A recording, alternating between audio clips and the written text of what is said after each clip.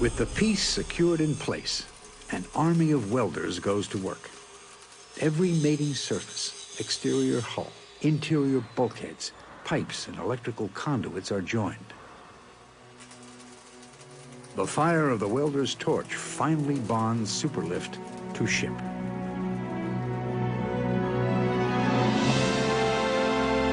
As the months pass, more pieces are added, 169 in all. The ship begins to take shape. With the outer hull complete, sea valves are opened. The dry dock floods and the giant ship rises off her keel blocks. Afloat for the very first time, she is towed from the dry dock to an outfitting pier, where everything from bunks and toilets to advanced combat systems are installed. One of the most important jobs remaining is the installation of her 4 catapults. These massive steam-powered pistons will literally shoot aircraft off the carrier, accelerating them to flight speed in under 3 seconds.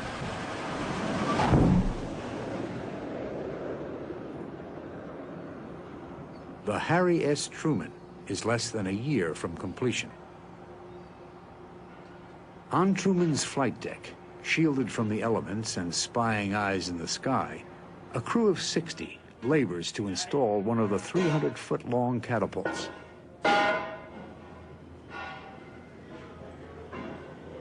Counterclockwise, ready, turn. Ready, turn. 31 hand-crank winches support a 170,000-pound catapult cylinder. Each synchronized turn incrementally lowers the cylinder. We have to be so careful and keeping the torque and the load on each cable just exactly right. So if one cable breaks, it's just like a set of dominoes. They're all going down. And if these drop, start all over again, guys. Ready, turn. The Navy crew has begun to report on board. The future catapult crew labors side by side with shipyard workers, getting their first introduction to a system they must ultimately master.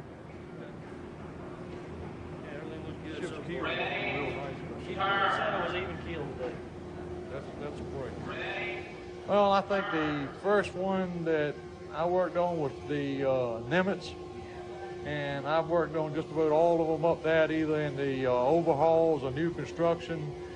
You get to build a system where you actually get to see work. And then, you know, you watch television and the news all over the world and you see aircraft being launched and you know that you were a part of that, you built the system, and it makes you have a great feeling and know that you're doing something which matters.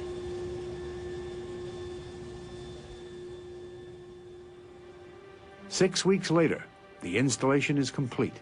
It's time to test the catapults.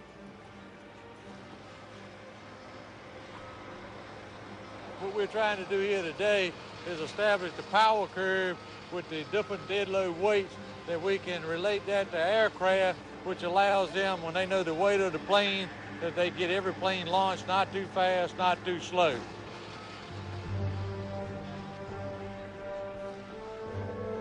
Set 220 on 4.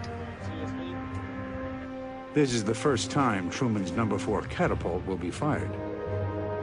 Here we go.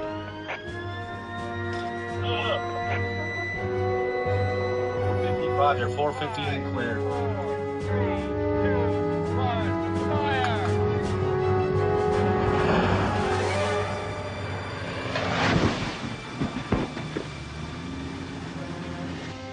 That's great. That was a good shot. Sleds of differing weights simulate various combat aircraft. The testing program goes on for 2 days. Each sled is launched at a number of different steam pressures and valve settings. If the sled goes off too slow, steam pressure is gradually increased until the proper launch speed for an aircraft of that weight is achieved.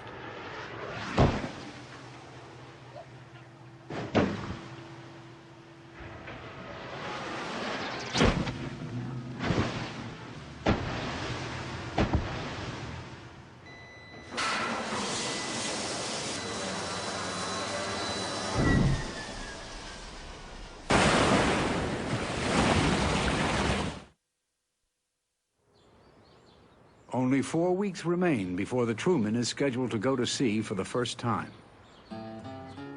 On board, work reaches a fever pitch as construction crews race to deliver the ship on schedule. All right, here we go. Many of the ship's systems are just now coming online.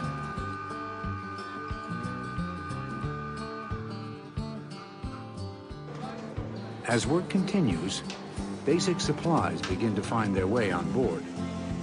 The Navy crew is moving in, even as shipyard workers put the final touches on Truman. The result is a chaotic struggle for space amid a tangle of construction equipment. One by one, as spaces are completed, they are turned over to the Navy. It's basically a mess. We're trying to make it, neat so that when the Navy comes, they come through, decide that they want it, or we have to fix, what they don't like.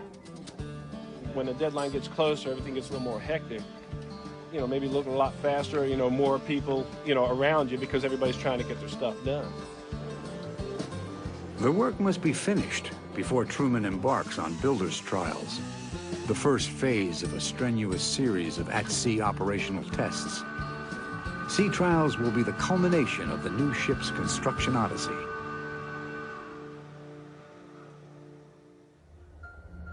Two weeks before departure, reactor officer Andy Pitts and his team bring the ship's nuclear power plant online. The reactor spaces and engine room are classified areas. Only crew members with high-level security clearances are allowed access. The energy produced by the two nuclear reactors drives the engines, heats the living quarters, cooks the food, generates electrical power for the weapons systems, and provides high-pressure steam for the catapults. The reactors can power the ship for more than 20 years before needing to be refueled. So the only problems we've seen so far on this new console has really been in this amp-off indication. Truman is the first Nimitz-class carrier whose bridge features high-tech touchscreen navigation controls. The crew trains on the new system as they prepare for sea trials. Well, you've been training, what now, about a week on it? Now, if I'm not mistaken, you use a touchscreen, but if you go to GQ, you use the mouse because of the gloves. Right, yep. Okay. And actually, these guys prefer using the mouse on the small stuff like the alarm system. I could understand that. It's nice to see y'all up here and operating this thing. That just tells me we're ready to go to sea. I can't wait. I know it. Either can I. Let's get this done. 2 weeks and we'll be ready to go. Too long. It's time to get in the ball game. That's right. It's terrible to keep steering around the roads and the buildings out there. It's time to get out there and steer around some real ships. A helicopter touches down on the flight deck. This is the first aircraft to land on the new carrier. As tradition dictates, it is co-piloted by Truman's commanding officer, Captain Thomas G. Otterbein. Yes, Chief, how are you? Aboard, Skipper. Captain Otterbein is no stranger to flight. A Navy pilot himself, he rose to command the prestigious Top Gun training school before becoming captain of the Truman. Thanks, Bruce. Welcome aboard, Skipper. What are you on here for? You worried about me?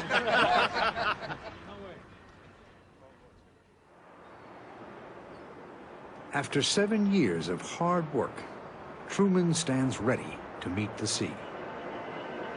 This Harry Truman is going on builder's sea trials this morning.